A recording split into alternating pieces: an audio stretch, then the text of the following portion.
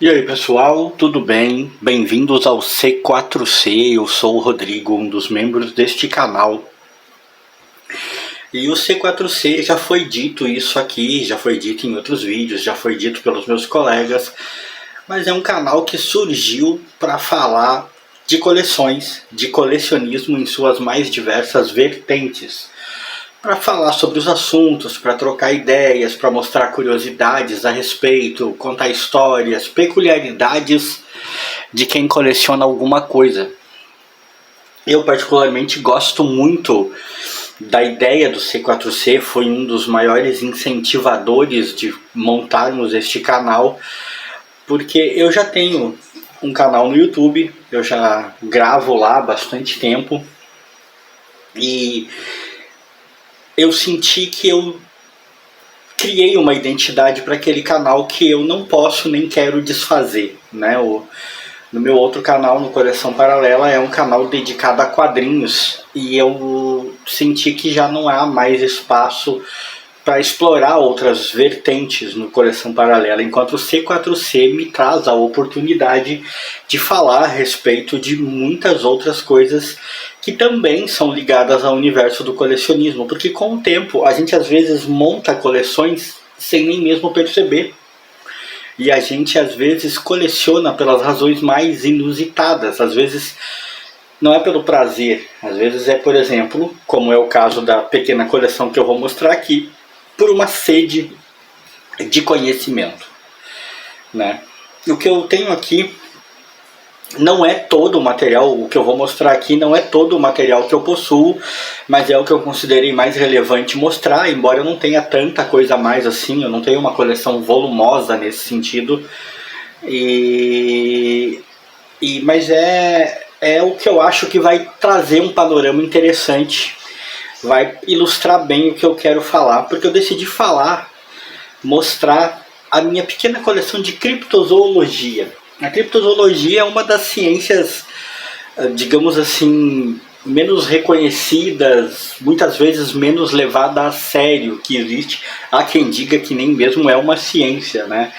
A arte, a ciência de estudar os criptídeos é basicamente a ideia de estudar animais que sempre foram considerados mitológicos, inexistentes ou que nunca puderam ser provados, tanto que existiram ou que ainda existem. E essa gama, essa abrangência é gigante, né, cara? Ela nos leva a estudar desde coisas que parecem tremendamente fantasiosas, como o unicórnio, né? Até animais que mais tarde se provou que existia e que durante um tempo foram considerados mitos, como o tubarão megaboca, como o okapi, né? Ou okapi, como algumas pessoas falam, que são animais que já há muitos anos que comprovadamente existem. E a linha que separa o estudo sério da fantasia das pessoas é sempre muito tênue nesse sentido, né? É sempre bem difícil. E eu, ao longo dos anos, fui juntando algum material, porque eu sou um apaixonado por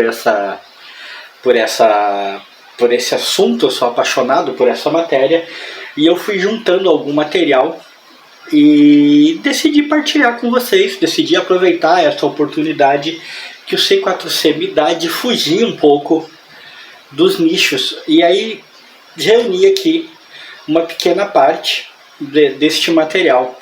E eu começo mostrando um livro que fala de um criptídeo bem recente, razoavelmente recente, né?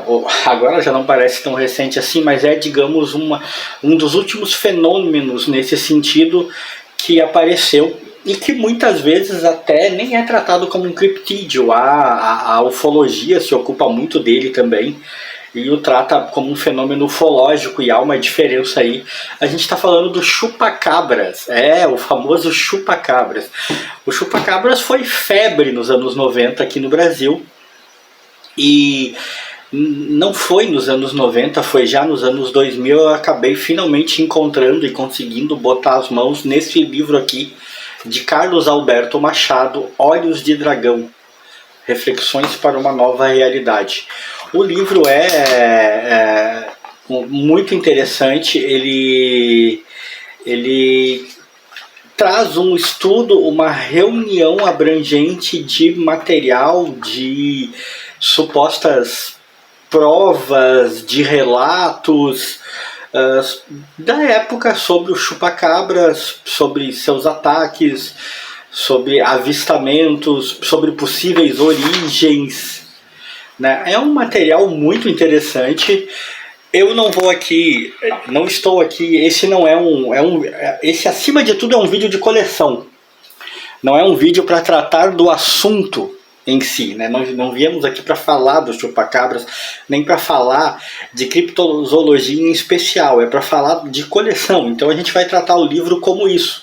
Eu não vou ficar tentando convencer ninguém da veracidade ou não dos fatos aqui contidos, até porque eu mesmo, né, li algumas coisas aqui que eu considero bem fantasiosas, bem duvidosas, e outras muito interessantes. Mas o livro em si é extremamente bem escrito, extremamente bem conduzido, e é o tipo de coisa que quem se interessa pelo assunto e está montando uma biblioteca ainda que pequena sobre esses antigos mistérios, sobre esses antigos fenômenos, tem que ter. De Carlos Alberto Machado, Olhos de Dragão, excelente material. Depois eu tenho uma revista, Arquivo Extra, ano 1, número 1, agosto de 1997, comprei em banca, tenho até hoje, está meio desgastada já. Tratava do chupacabras, exclusivamente. Eu não sei dizer se houve um Arquivo Extra número 2, alguma coisa assim, eu não me recordo. Eu recordo que eu paguei caro na época, para os anos 90, R$ 4,20, era caro.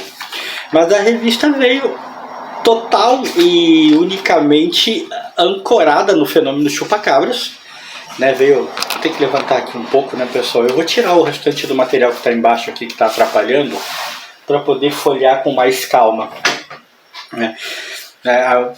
E a revista fazia um pequeno apanhado do que estava acontecendo. É claro que ela estava indo na onda, tudo que tinha chupacabras na capa vendia, então ela estava indo na onda de falar do chupacabras, de aproveitar para mostrar, né, o material para vender revista. Então ela falava até do Gugu, que fez matérias tremendamente sensacionalistas na época também, atrás de pontos no Ibope.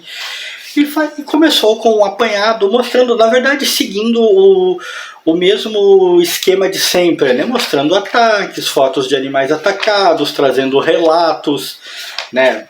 A imensa maioria das fotos eram de animais atacados. Passava pelo ET de Varginha, né? Que isso aqui já se refere ao ET de Varginha. Aconteceu pela época e se achou necessário fazer um encaixe aqui e tal. Eu, na época, olha que curioso, na época eu recortei isso aqui de um jornal da região onde eu morava, que falava sobre ataques a ovelhas. Ó. Cachorros matam ovelhas em 48 Alta. É uma região próximo ali, uma região rural, próximo de onde eu morava. Como ataques de ovelha na época chamavam muito a atenção, de ovelhas não, né? Como ataques a ovelhas na época chamavam muita atenção, eu lembro que eu recortei essa pequena matéria e coloquei aqui porque eu pensei, quem sabe um dia descobrem que não são cachorros. Né? Curioso, né? Coisas da época, a gente é produto do meio, tá aqui até hoje. Tem aqui, ó, aí começam os relatos, e aqui tem um relato de uma turma de escoteiros, de campistas, que teria sido atacado por um animal, passaram uma noite de terror e tal. Isso aqui seria uma suposta foto do corpo do animal. Eu confesso que até hoje eu nunca consegui discernir direito o que raios essa foto mostra, né? É bem difícil de entender.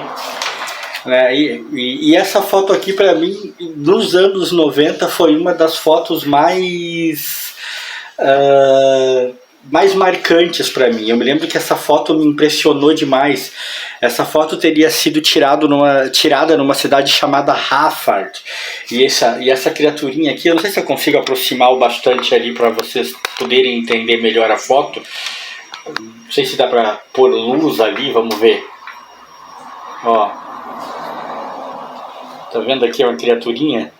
Essa criaturinha seria o chupacabras, fotografado nessa cidade. de Harvard, numa espécie de lago que ficava numa represa ou uma coisa assim. Parece um babuíno usando uma dentadura, mas na época impressionou demais e a história me impressionou também, porque parecia muito verídica. Tinha, sabe, creepypasta? Aquela coisa de montar um conto. Vocês talvez ouçam os trovões aí, tá, pessoal? Tá chovendo pra caramba aqui. Sabe, creepypasta, uma coisa que se tornou muito popular depois com o advento da internet? Aquela coisa de inventar uma história que parece bem verídica, porque tem bastante elementos que indicam veracidade. É a história desse pequeno animalzinho aqui, né? O filme teria ficado numa gaveta durante muito tempo. Quando foi revelado, se descobriu a criatura, ele foi mandado para uma universidade para ser estudado. Não houve tentativa de fazer sensacionalismo, tudo para tornar a história bem verídica. Mas eu realmente acho muito curioso. Cheguei a pesquisar na internet, porque é preciso lembrar, isso é anos 90, a internet no Brasil mal existia, por isso que revistas assim ainda vendiam.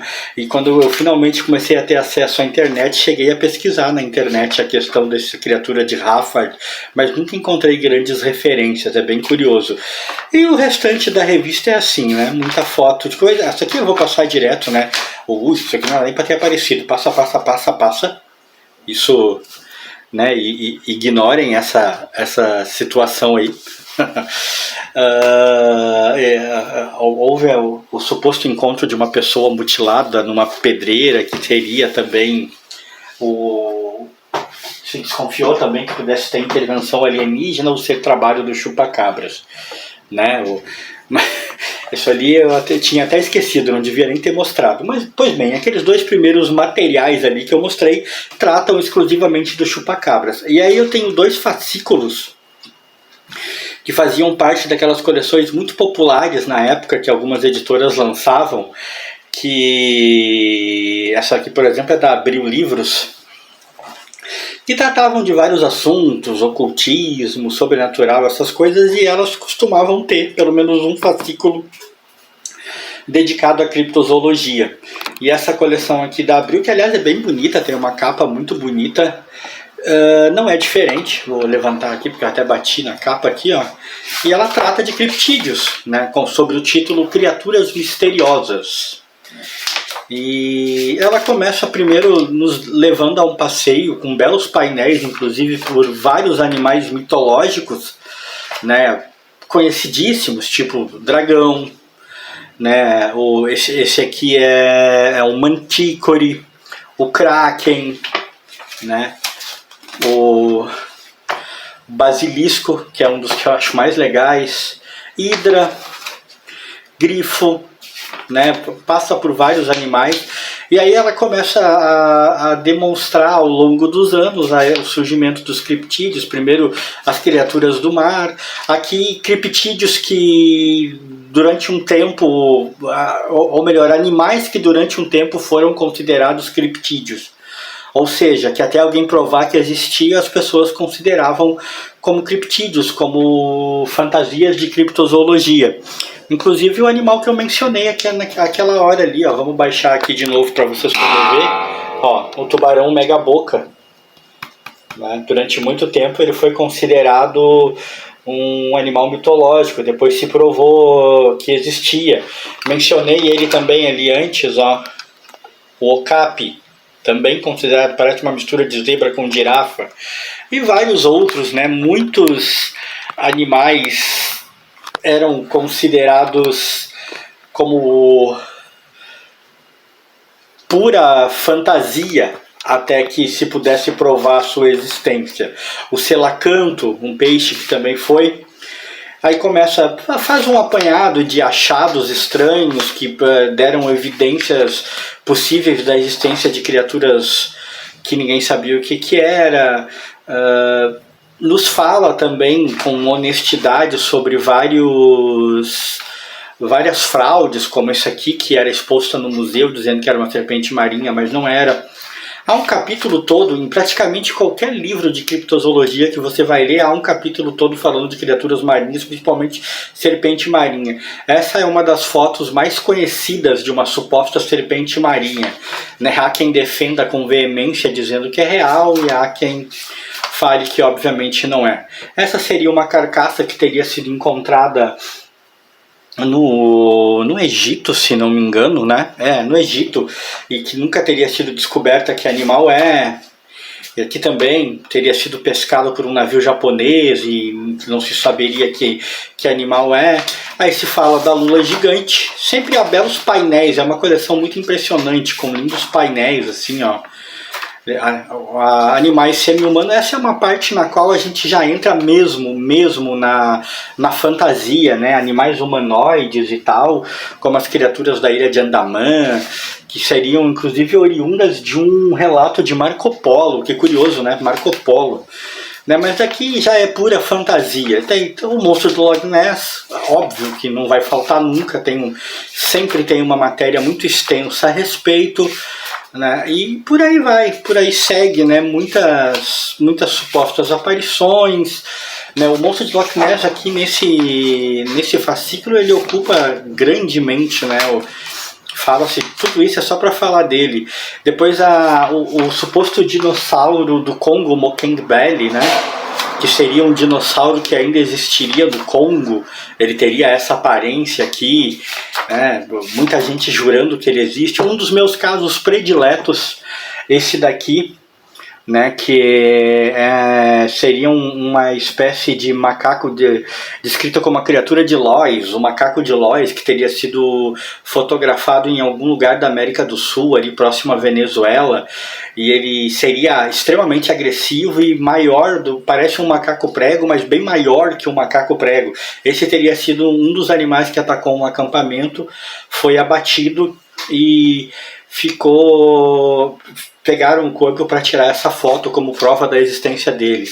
Óbvio que se fala do Yeti, do Abominável Homem das Neves, e foi através desse fascículo aqui, inclusive, que eu fiquei conhecendo uma outra espécie de vamos dizer assim, de super macaco, de macaco humanoide, que são os almas, que habitariam a Rússia, né? Tem o famoso homem congelado, né? Que era todos dizem que era uma farsa. Foi na verdade comprovado que basicamente era uma farsa. Ele era exposto num circo por um cara que dizia que tinha capturado ele em algum lugar por aí e mantinha o corpo congelado. Aí nós entramos no Pé Grande, né? Também ocupa grandemente o fascículo, e termina com um apanhado de filmes sobre o gênero, que é muito interessante, né? O gênero do cinema, claro, explorou muito a ideia de criptídeos em geral. Um outro fascículo para terminar, né, o nosso vídeo, para a gente não perder o fio, né, isso para falar dos livros da coleção, não dos animais. Esse daqui segue mais ou menos o mesmo esquema, para mostrar criptídeos em geral. Também tem uma curiosidade minha na época. Ó, eu escrevi a caneta aqui, ó, 2/6/2007, em um jornal do Rio Grande do Sul chamado O Sul. Eu acho que esse jornal ainda existe. Eu estou há um tempo que eu não me recordo, sinceramente, não leio os jornais, mas acho que o Sul ainda existe. Ó, divulgadas novas imagens do famoso monstro do Lago Ness. Quem diria, hein? Em 2007 ainda se falava desse criptídeo, e essa seria uma foto do monstro. Né? Eu, é claro, anexei aqui, colei no livro. Esse aqui, ele é mais antigo, ele foi escrito pelo Peter Brooks Smith. Ele é mais antigo que aquele fascículo que eu mostrei, mas como eu disse, ele segue basicamente o mesmo padrão. Ele fala durante algum tempo de animais fantásticos, ele fala dos super macacos, o Yeti, o Pé Grande, ele também fala do macaco de Lois, né? Ele também fala sobre o macaco congelado lá, mas ele tem algumas coisas que o outro não tem, que eu acho muito legais, como um capítulo inteiro dedicado a aves monstruosas e alguns relatos de avistamento de aves gigantes nos céus, de ataques de animais alados gigantes, e isso é muito legal. Esse é um dos mais fascinantes, também teria acontecido no Chile e teria sido avistado por mineiros, se não me engano. Eu achei muito maneiro, isso sem falar nas dezenas de relatos que sempre teve de avistamentos de pterodáctilos e coisas do tipo. Aparece o Diabo de Jersey, né? Que é uma lenda americana muito conhecida. Esse também é membro de uma história bem interessante nos Estados Unidos. Em 1890, 2 rancheiros do Arizona supostamente mataram um monstro alado com carabinas Winchester. A criatura era colossal, de mais de 28 metros de comprimento. Isso foi relatado nos jornais da época, né? Tudo bem que, né, em 1890 se acreditava em muita coisa que hoje em dia se sabe que não existe, não impressiona tanto, né? Aí aqui fala do Homem-Mariposa, né? Também famoso, conhecidíssimo nos Estados Unidos, disse que ele é o prenúncio de tragédias, e quando ele aparece vão haver tragédias, né? Um capítulo dedicado a monstros do mar, principalmente serpentes marinhas, né? Com muita coisa. Mais uma vez o animal que teria sido pescado pelo barco japonês, lá Haikomaru, se não me engano é o nome dele. Né? Capítulo dedicado a monstros de lagos, de vários tipos, não só o monstro de Loch Ness. Há relatos bem interessantes a respeito disso aqui, né? Muito legais, inclusive relatos de aparecimentos de criaturas em pequenos lagos, onde supostamente nem poderia se sustentar a vida de um animal grande, mas as pessoas juram que viram criptídeos lá, né? Há muita fantasia, lógico, muita fantasia, do kelp, né, da cultura holandesa, se não me engano, ou irlandesa, não me recordo agora. Aí vamos para o monstro de Loch Ness. Óbvio, vai haver sempre um capítulo gigante sobre o monstro de Loch Ness, todos os seus mistérios. Aí os humanoides, né, macacos e afins. Eu estou passando bem rápido, pessoal, porque, como eu disse, não quero me estender demais. O objetivo é mostrar um aspecto curioso da coleção, não distender sobre o assunto em si. E outra coisa que eu acho muito legal nesse livro, diferente do outro, é que ele traz um capítulo inteiro sobre criaturas dos lagos irlandeses. É o que eu falei. Lagos muito pequenos na Irlanda, onde há diversos avistamentos diferentes de criaturas relatadas por pessoas. E olha, lugares pequenos, então o que aconteceu? Elas estão mentindo? Foi ilusão? Por que tem esses relatos, né? É bem curioso. Aí vai para o folclore, né? Lobisomem, essas coisas. Durante muito tempo houve quem considerasse lobisomem um criptídeo, né? Uma criatura possivelmente verdadeira confundida com um monstro sobrenatural. E é isso, essa é a minha pequena coleção. Como eu disse, eu tenho mais alguns exemplares que tratam de criptozoologia, mas acho que é mais relevante mostrar esses já, né? E com esses eu já me estendi, já me empolguei demais. Algum dia, quem sabe, se for do interesse de alguém, a gente fala mais profundamente sobre o assunto, né? Se você gostou desse vídeo, deixa aquele likezinho aí pra mim. Abraço a todos. Fomos!